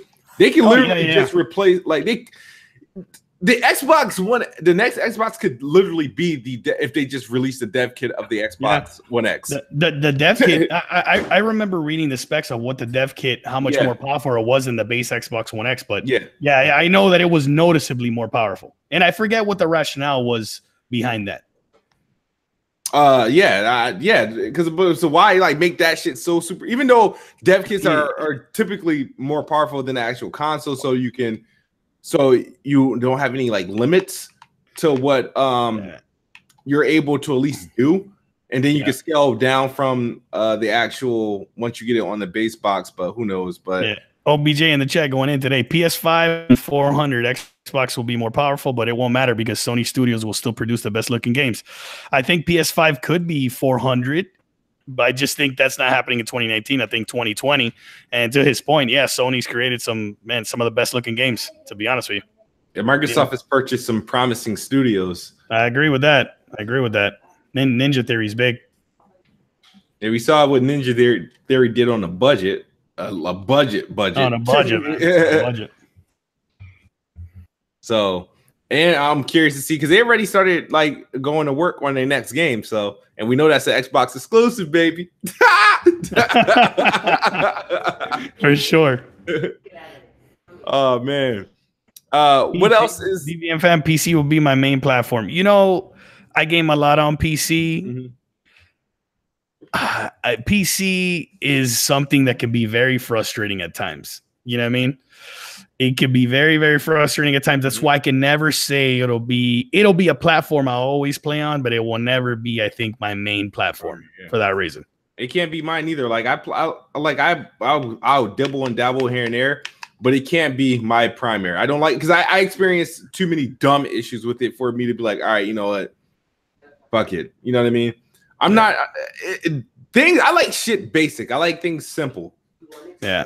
Don't get me wrong. I love PC game. The performance is incredible. I mean, it's the frame rate is when you forget playing at 60, when you're playing a game at 90 plus frames per second, like it's almost even hard to go back to 60. And when you experience like frame rate drops at a higher frame rate, like they're not as jarring as it is like going from 60 to 40. You know what I mean? Mm-hmm. But when you go from 190 to like 70, it's not that big of a drop, so it doesn't feel as bad. I don't know if that makes sense or not. So for those reasons, like PC is always going to be, it's always going to be a thing that I always game on. But I mean, for me, the Xbox will still be my main platform, man. Yeah. Because sometimes I just don't want to deal with the bullshit. So Ravenflow said, "How much did Heavenly Sword sell?" I think this is his freaking let me see. PC fanboys are worse than console fanboys in my opinion. See, they're all bad. They're all bad. How do PC fans like enjoy like the like man, it's PC the GOAT, 144 frames for the win. Yeah, when you're playing at 100 plus frames, it's hard to go back to even 60, to be honest with you. It's almost like going from 60 to 30. When you get that, wow, like this looks like a slideshow, and then you kind of adjust after playing like for 5 or 10 minutes. Like a damn slideshow on consoles, man. You know what though? I know you played on PC. When you play every game at 60 frames and you go back and you play a 30 frame per second game, I don't make the mistake and try to play the same game I was playing on PC on console. Yeah, man, because it is a pretty jarring like thing. And don't get me wrong, I'm one of those that I can adjust to it. I'll play for 5 or 10 minutes and my eyes will adjust to it. But when you play PC all the time and you go to console, there's a definite drop in performance. Like you just have to adjust to it. But like I said, some days I just don't want to deal with it. I just want to sit on the couch and boot up my Xbox One X and have a good time, Yeah. I mean, we'll get to that day where games at 60 frames will be consistent over on a console. And I think that's the whole point of the next generation is to balance the CPU and the GPU. Over the years, it's always been like this overly lopsided, like advantage to the GPU where they just kind of was playing it cheap with the CPU. Over Yes, wrong balance right now. You know what it is? You remember when Sony said, "Oh, we're coming out with a PS4 Pro," and it's not because we're competing with Microsoft. Yeah, it's because we're competing with the PC. Oh, right? Yeah. You remember that, right? Yeah, so people clapped at that comment. Yeah. I think consoles, and this goes for Microsoft too, next gen has to be 60 frames. Like PC is more popular than ever now, right? And people, the hardcore base that is going out there and buying all these games are either thinking about building a PC or have a PC or have experienced PC. Man, like the frame rate is a thing, and that affects gameplay directly. Like that's an important thing. So I really do think like next gen is going to be 60 frames. I really hope that that's the case. Yeah, if that's the case, they give me more of a reason to spend less time on PC if that happens. So like companies like Sony and Microsoft will be ecstatic probably to hear that, because man, like 30 frames, don't get me wrong. I've just gotten spoiled with like high frame rates on PC. And that's the reason why you catch me on PC so often. Like I'm playing Gears at 90 plus frames, like it's silky smooth like when you're playing. But silky smooth example, you still ain't outdoing me. Oh my God. Hey, you know what though? Onto like the PC bullshit. Yet last night I lagged out of one game with Alex and Kofi, right? and then another game, my PC crashed. Like the actual game crashed, not the PC itself. Like Kofi crashed. Who else? We have somebody else that crashed. I want to say one night crashed too. And it's like, those are the things that you're kind of going to deal with from time to time. Like that does occur. Again, Gears hasn't crashed recently for me, but it did last night. On consoles, never crashed for me. No, of course, because it's made like his consoles is king, dude. You don't got to deal with the bullshit. I understand when people say you don't want to deal with the PC bullshit. I get it. I understand it. That's why I want these consoles to come out 60 frames, and maybe I'll spend less time on the PC. Yeah. Yeah, man. And it's like, but what else is there? There is I feel like there was one thing I wanted to talk about as well. Have you played Nier? Nier Automata I have not played yet. Okay, neither have I. I know I do own it on Steam. But I've yet to play it. So owned it on PlayStation. I played it. I just didn't play it a whole lot. Like I think I got through one boss or some shit like that. Yeah. But people are reminds me of Bayonetta. I've seen people playing it, seen people streaming it. It looks like Bayonetta, man. It looks fun. It looks good. I'm not gonna talk about like, here we go, jab crap. I'm not gonna say it's jab crap. Yeah, the thing that's going around, people are like kind of feeling a certain way that Xbox gamers are praising the game and being like, "Oh, you don't like jab crap." You know what I mean? I think it's all nonsense. Me personally, I'm not in a hurry to buy it. I wish it would have launched into Game Pass or like, maybe I feel like a big sale will be coming. I do want to play it on the Xbox, see how it runs, see if I have a better time. Superior console. Better time with it on the Xbox. But same thing with Crash. Like I don't plan on buying Crash, and I'm not going to buy it until they bundle it with Spyro at like a cheaper price, We gotta pay the bills. You gotta pay the bills, bro. Another bill. He says, new topic. Why don't athletes just buy the booty? Oh. Wow, because they shouldn't have to. Like who? Like if you're an athlete, you don't have to buy a booty. It's us broke niggas that have to buy booty. Yeah.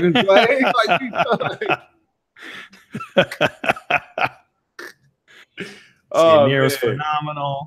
Jason, bro. All right, and what's in your backlog? You still playing Far Cry? Still playing Far Cry.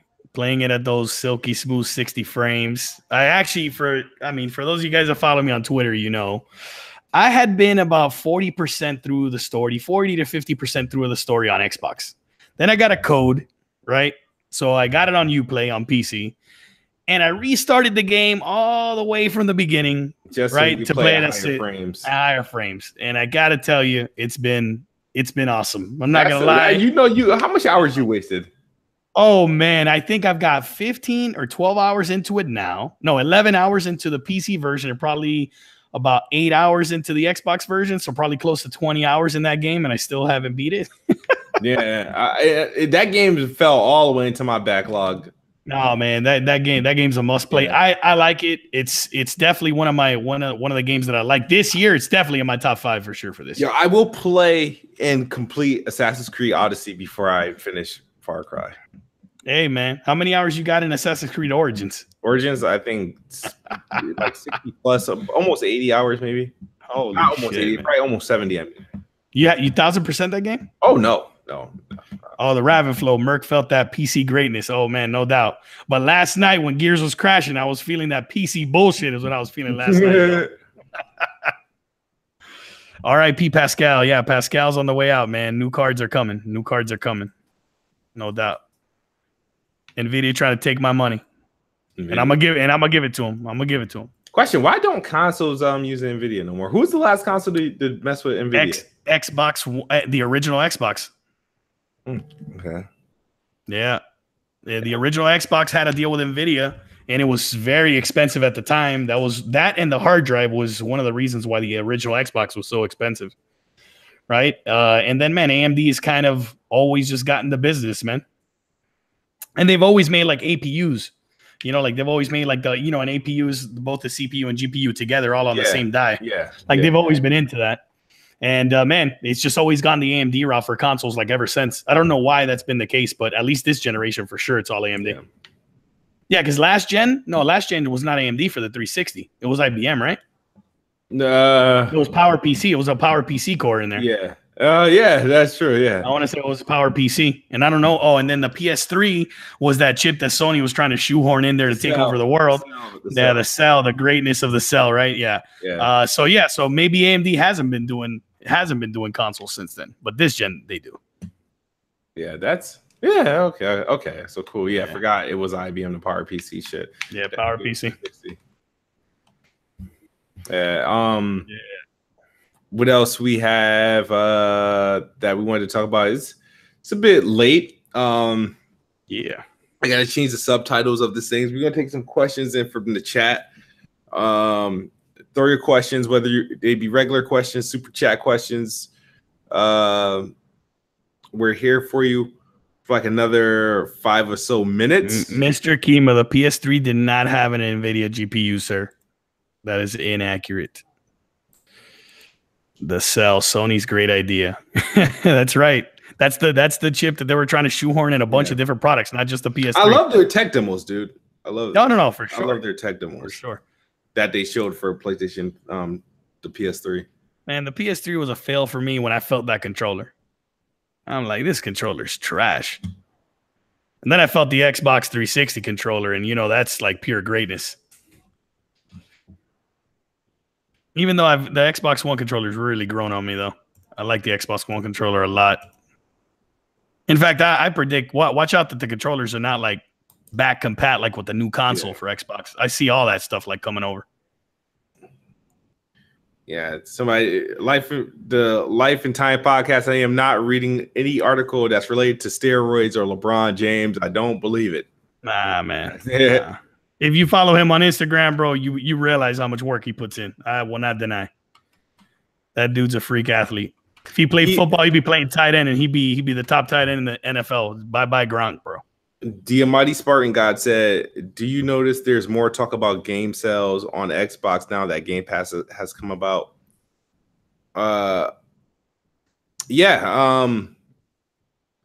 It has. And Phil Spencer talked about this, and hopefully I'm talking about this from the right perspective, that Game Pass has helped increase the sales of Xbox One games as far as like retail purchases, or digital download, digitally buying these games and whatnot. Because a lot of people, I guess, are using it as a free trial for games, which is cool. And if they have data like that, then you look to other parties, then people be like, well, hey, our last game didn't do so hot. Maybe we can launch it in here and improve on that. You know how many of those sleeper hits that come out and they'd be like, damn, I wish people could play this, or this sold better. That could be that next breakout due to a Game Pass. So, I mean, I believe it. I mean, look at State of Decay. State of Decay, 1 MPD. Yeah, 3 million users on State of Decay right now. That's what they're advertising on the game. It's on the Game Pass banner. when you download the game, it's joining 3 million users. LaMarcus Das, Xbox is done. No, sir. Not when you're generating over 5 billion a quarter. It's definitely not done. That's far from done when you're generating 20 billion in earnings in a year. That's definitely not done. And when you go out and buy 5 studios and you launch a 6 teraflop console, yeah, they're definitely not done with gaming. That's clear. That was proven this E3. Yeah. And everybody's been writing off. Remember the rumors of, oh, they're gonna sell off the Xbox brand, or they're gonna stop making consoles. Oh, they were talking about that shit, like, oh, they're not gonna put money in the Xbox. They're done with that. And they do put out another Xbox One. They bought studios, so I'm glad that that's over. If it's not one thing, it's the other, man. And then the other one that put the nail in the coffin is when Phil came out and said that they're working on the next generation Xbox consoles. Xbox definitely not done, man. You don't make that type of investment, and you're getting out of gaming. That chatter has died down for sure. I think Trizzy Xbox not going anywhere. That's what they said in the 360 generation. Look how that one turned out, sir. Yeah. I think and the thing is, but people don't realize Microsoft like owns like so much stuff that's involved into gaming that is not even funny. They couldn't leave even if they wanted to. No, you know what it is? A lot of people, they're so caught up in the console itself. And it's so clear. I mean, anybody can see this. If you take a step back and you look at what Microsoft's doing between them buying, the Havoc engine and all the things that they bought in gaming just in general, and their investment now into gaming, like even more so. I mean, man, they're not looking at it that, well, we want to win the console war. Because honestly, let's be honest. Like, let's say they come out with the next hit game or with the next Xbox and they come out firing on all cylinders. Mm-hmm. You think Xbox is going to get into the Asian market? I don't see it happening. Yeah. But I'll tell you what, though, if you look at China, China's a massive country. They don't allow consoles in China. PC gaming is the way that you game in China. If Xbox, by streaming their games next gen, Play Anywhere, all that stuff that they're trying to get into PC, if they somehow get into China, man, watch out that doesn't steamroll across all of Asia with Xbox. So, I mean, I could see what Microsoft's trying to do. They're not trying to win just a console race. They're trying to take over gaming as a whole. Yeah. And that's very clear. Yeah.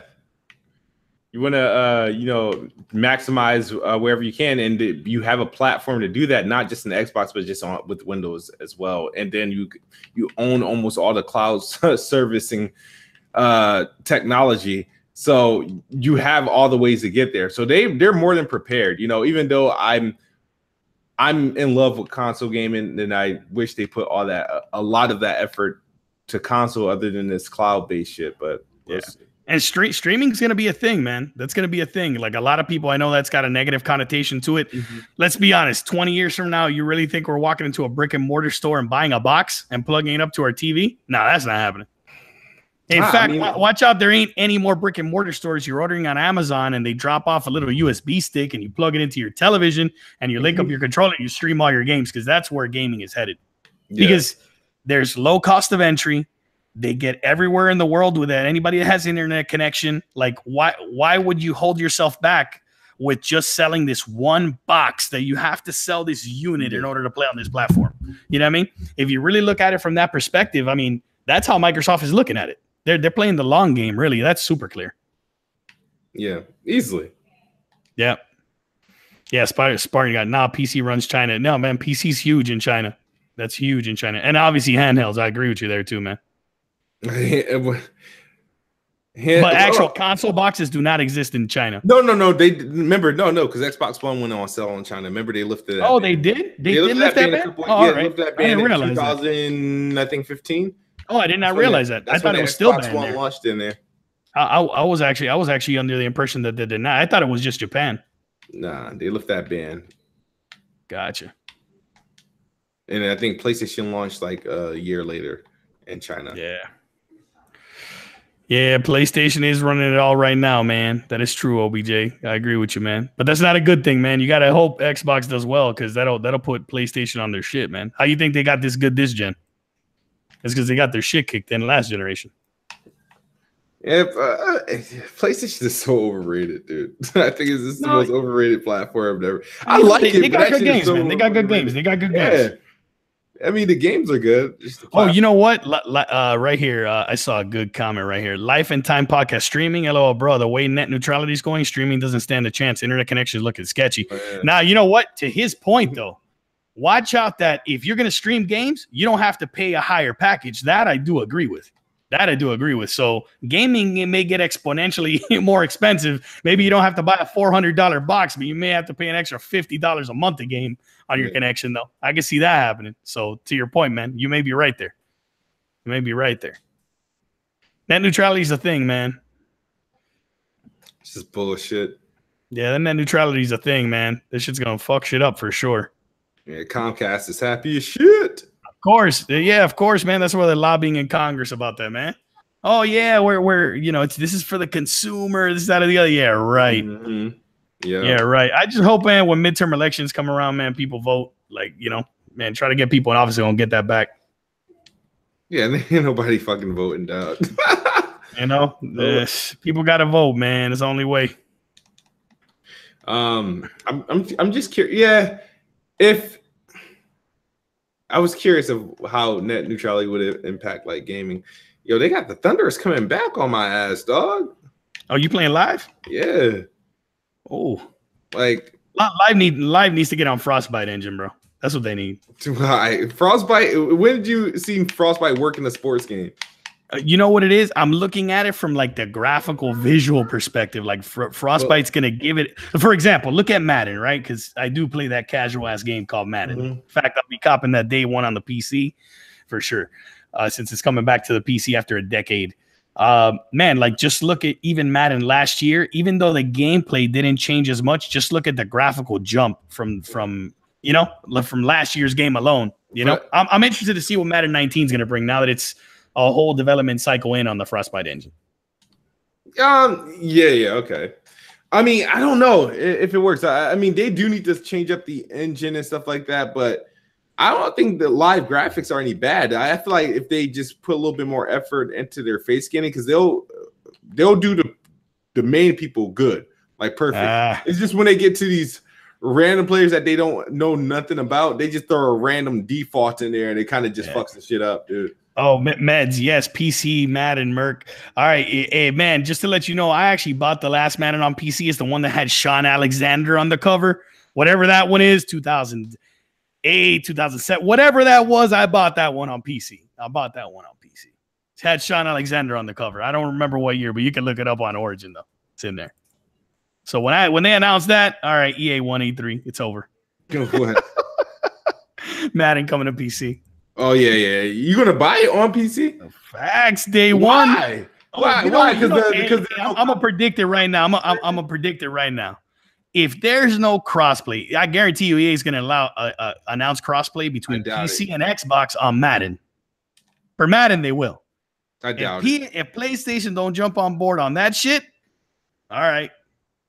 They're gonna get another. The only reason why I can see you wanting to play freaking Madden on freaking PCs because the competition is not as stiff.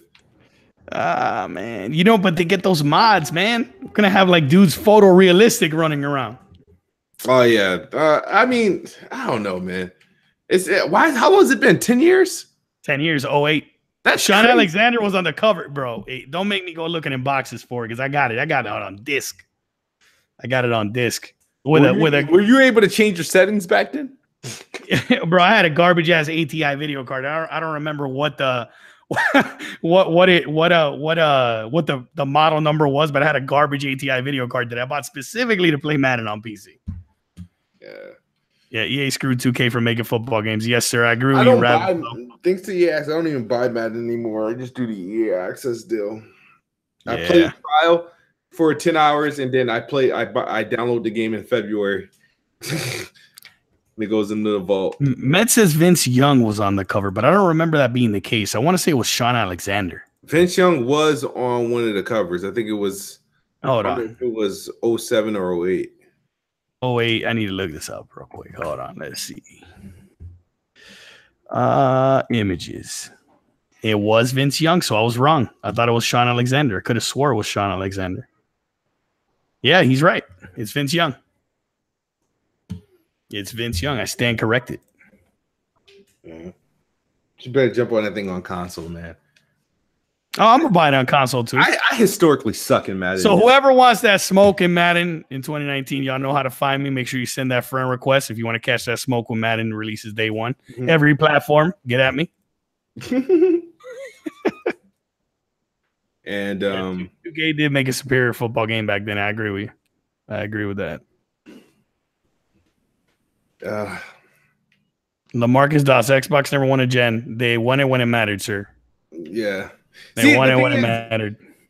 Man. People. Okay. Xbox I mean, that generation, PlayStation was irrelevant in North America. Let's start with that. North America. People understand like the with the 360 sold, most of 360 sales were in North America, and it represented like over 50% of like their total sales base. You know what represents the majority of PlayStation sales base is Europe. Yeah, it's not even America. It's not even like, but UK, Australia. Are we talking about Xbox? No, PlayStation. Yeah, the Xbox, Europe. The Xbox 360 though, it killed the PlayStation in key markets, and that was obviously North America, and I believe 2K and the UK, in Australia, I believe it was, and Latin America. Because Latin America, as it stands right now, is predominantly Xbox. Colombia, Mexico, man, a lot of Latin America's Xbox right now too. Yeah. Have you noticed like all those Gears like Pro Circuit tournaments? They're all in Mexico now. Gears is massive in Mexico right now. Oh, really? I didn't realize that. Yeah, man. Notice when you get on Gears, notice like how many times you'll jump into a random lobby, people have like the Mexican flag, like as their, you know how you can put a banner in your Gears? Yeah, notice how often you see that. Notice how often you see that, man. You pay attention to stuff like that. Yeah, I play a lot of Gears, man. I play a lot of Gears. That's probably the multiplayer game. I've played more Halo 5 than any other multiplayer game this gen. I think I got 12 days or 13 days in Halo 5 multiplayer. Yeah, I don't know how many days I got. I gotta check that shit. I think I played. I wouldn't say I played more Halo 5 multiplayer than I did Gears. Yeah. I want to say I did that. Yeah. And it would have been Halo MCC if the multiplayer like worked as it should. I would have lived on Halo 3 till now. I would still be playing that shit. But I'm waiting for that update. Carlos Barrios in the chat, Halo 5 trash. No, sir. That multiplayer is probably the best first-person shooter multiplayer this generation.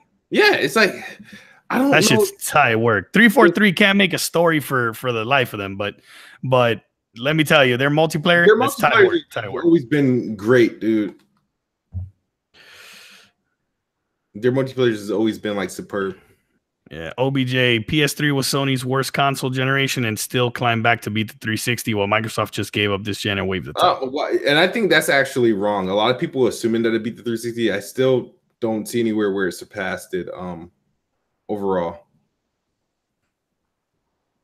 I still don't see a situation where it passed him overall. I think that's a flawed assumption. And if somebody can find me like something where it shows that the PS3 overall outsold the 360 overall, I mean, then great. But I think that's people think because they like both landed around like 88, 87 million that the PS3 just outsold. I mean, Xbox crushed it in software sales. Lifetime software easily sales. Yeah, which is in reality the number that really like truly matters is that number. Xbox sold more software than any other platform, like between the consoles anyways. And that's the reason why Xbox had all the developers in their hands at that time. Yeah, people will tell you literally like the PlayStation 3 beat the Xbox 360 as if it was doing it in its prime. Like as if it was doing it in its prime, it had the same type of results the PlayStation 4 had. You know, it's funny, like people forget, like when the 360 came out, like people forget they're coming off the Xbox One, which had only sold like 20 million consoles. It was an experiment. You could almost consider it almost a niche console, really, right? And for the 360 to do what it did, I mean, PlayStation already at that time was a worldwide brand with the best selling console of all time in the PlayStation 2. Like, a lot of people forget, like, no one thought in their wildest dreams that the 360 was going to sell how it did. Let me answer Life and Times podcast. He said, what genre do you think Xbox platform's next new IP will be? I'm going to say third person action adventure. No, what was it again? What was it? What genre do you think Xbox platform's next new IP will be? I say action adventure. I think. Yeah, I would agree with that. Action adventure. Even though I still stand by what I said earlier today, I think they need to launch a new first-person shooter.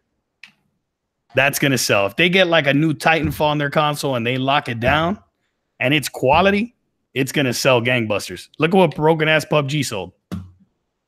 Yeah, and that's not even a first-party game. Like it's clear. It's clear. Like what the Xbox consumer buys. Like a shooter's gonna sell on Xbox. That's fact. That's a fact that's gonna sell on Xbox. Yeah, easily. Nah, I'm with you there. All right, so somebody sent me something from IGN. He says the report highlights that just this past December, Sony's PS3 managed to surpass the number of Xbox 360 shipped worldwide, about 77 million versus 76 million, despite PS3 launching a year later. While many hardcore gamers are now waiting for a next generation system from Sony and Microsoft, IDC noted that Nintendo still find an audience, with Wii U reaching global shipments of 50 million by year 2016. I don't even think that ever happened. I don't think Wii U ever reached 50 million. And so they're saying 77 versus 76. That happened in January 9th, 2013. And so I'm assuming somebody read that thread and assumed that was it. That's when they stopped counting sales. Let's see. Let's go to, if that's the only relevant article you can find, let's go to everybody's favorite sites, the one that's relevant to the people when they need it to be. Let's go to VG Charts, right? Oh gosh. Let's see where for consoles. Let's see where are we at. Damn it.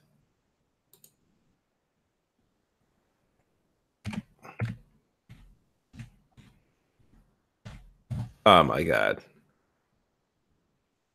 Shit, I don't want the software. I just want the freaking console sales. Platform totals, right? That's what it is. All right, 360. All right, so their last total is at 85,000,080 according to VG Charts, and PlayStation 3 is 8690. That's what they're saying. So my thing is pull up them software sales. There's going to be a lot more than 1 million in difference. The last report that when this happened at the end of the fucking generation when this shit real matter. If you guys were still arguing about what was better, PS3 or 360 in January of 2013, it was a waste of a conversation. If it's so that means right, in some miraculous way, if the Xbox One, let's say, eclipses like the PS4 by like 100,000 in like 2025, I'm going like ha ha ha ha ha. People talk, like I said, as if it was like some sort of like as if it was the same like fascinating thing as the PS4. This shit literally happened like at the end of the generation and in the territories that really wasn't really a big deal to Xbox. When you look at America, the North American market, it's literally it's a 20 million difference. 20 million, a difference of 20 million. In Europe, it was only like the PlayStation had it, and then Japan PlayStation had it. The 360 whooped that ass in America. So that's all I really care about it. And it was only relevant for the first 5 years. Got to say the last 4 years, irrelevant. Fucking relevant. Consoles was dirt cheap in 2013. But big time. That's just my thoughts. 360 was awesome, man. That was awesome. But let's get out of here. We've been in here way too late. It's 10:34. I'm gonna try to play some games. All right, did you download Vermintide? I started downloading on my dog shit connection. I highly doubt that it's done, but if it is, I'll definitely jump on with you. Not even with Fast Start. Bro, you know, you live in the Northeast, bro. They got like that Verizon Fios and all that stuff. I have Comcast, dog. Like I don't have Verizon. What's your download? Well, I got a terabyte, not terabyte, a gigabyte. Like you got a gig, bro. If I tell you how slow my connection is, you're gonna laugh. I got a 20 megabyte down, 3 megabit up, and that's the fastest I could get AT&T down here. Yeah, they're installing supposedly AT&T fiber in my neighborhood, which I'll jump on that the minute that it's live. Oh, really? Yeah. Yeah. No, check it out because I want to stream that game tonight. I want to see if anybody else is available. I mean, if it's done, I'll be down for sure. I'd be down for sure. I would be down. Probably better with like a full squad because I heard the game can get like challenging. So yeah, I think if I'm not mistaken, I think Rand had a review out on it too. Yeah. Yeah. Which I saw part of his video. It looked good. It looked good. Well, yeah. The game, graphically, the game looks tough. Yeah, it does. It should look good on the X. Yeah. All right, I'm gonna just read off a couple more comments, then we're gonna go. Life and Time says, "Kid Smooth, good show. I want you and Jez as a guest on my show this month. Can this be a possibility?" Sure, just hit me up on Twitter. I think towards the end of this month it would be better for me. Somebody said trying to make sense of Smooth is near impossible. Am I mumbling? I'm probably mumbling. Oh, he's like well behind because he's talking about me saying. They quoted you. PlayStation is overrated. Oh, PlayStation is overrated. It is fucking overrated. The Raven says, "Call Bond in here to talk about Cell Smooth." No, I don't want to. I have to deal with him every Saturday. I don't want to deal with him during the week. I'm surprised you're not trolling in the chat right now. Yeah. All right, but now let's get out of here. I want to say thank you guys for rocking with us. Episode 51 was just two of us, a two-man show today. Hopefully you guys weren't super bored with the sports talk that we opened the show with, but hopefully you guys enjoyed this. I think the iTunes MP3 version of this would be pretty dope. It'd be pretty dope. I think it would be. If you are a Patreon supporter, there is a pre-show that will be uploaded tonight as well. Thank you guys for watching. Merc, you got any thing you want to say before you get out of here? Nothing, man. Everybody, thank you for coming and hanging out in the chat. Appreciate that. Thank you for coming out and supporting. And man, good show, man. Good show. Shouts out to everybody, man. Merc 305. You guys know how to find me, man, for sure. All right, Merc 305. Subscribe to Merc 305, by the way. Yeah, man. Hit that sub button. And also, guys, like I said, sorry, been lacking in the content over the past week or two. But we will be back to the usual as long as the content remains fresh. I got some reviews I got to drop. Crew 2, a couple indies here and there, and some streams. And I got to finish the Salt and Sanctuary stream. So, all right, guys. Thank you guys for watching. As always, Xbox is the best box, and I am the best bot. Good night or good morning if you're on the other side of the globe. Talk to you guys later. Peace. Woo. Whoop-de-dee scoop. Scoop-de-dee whoop. We're